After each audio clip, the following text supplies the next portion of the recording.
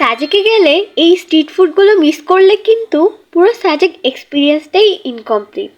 এই ভিডিওতে আমি বলবো সাজেকে গেলে কোন কোন স্ট্রিট ফুডগুলা টেস্ট করা মাস্ট।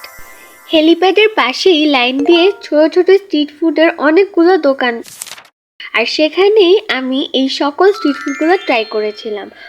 খেয়েছিলাম বিন্নি চালের পিঠা, বিন্নি চালের জিলাপি, বিন্নি চালের পায়েস, চিকেন পিঠা, পাহাড়ি আলুর ফ্রেঞ্চ ফ্রাই।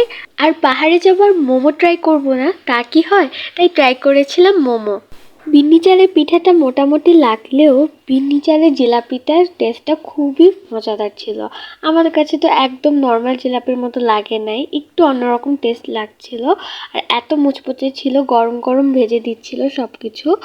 আর এরপর আমরা ট্রাই করেছিলাম চিকেন পিঠা, যেটা কিনা শুধু নামেই চিকেন ছিল না, এর ভেতরে যথেষ্ট চিকেনের পুর ছিল।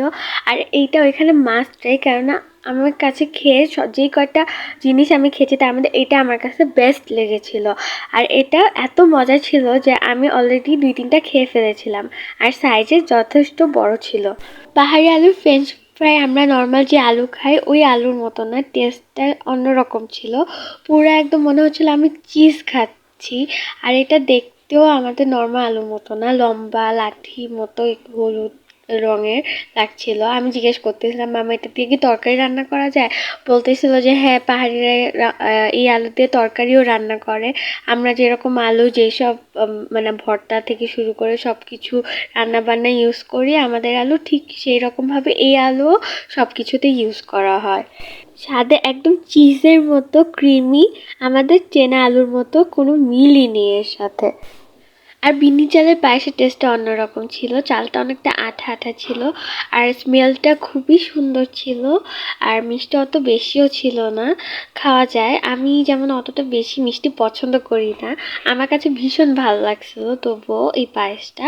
আর এই পায়েসের উপরে অনেক পরিমাণে নারিকেল দেওয়া ছিল। এরপর আমরা মোমো ট্রাই করছিলাম। এখানে যে চাটনি দেওয়া আছে ওই চাটনির সাথে আমি প্রত্যেকটা আইটেমই ট্রাই করছিলাম, তবে মোমোর সাথে ওই চাটনিটা দিয়ে খেতে আরও বেশি মজা লাগতেছিল। সব মিলিয়ে প্রতিটা আইটেমই ছিল একদম অর্থ ইট।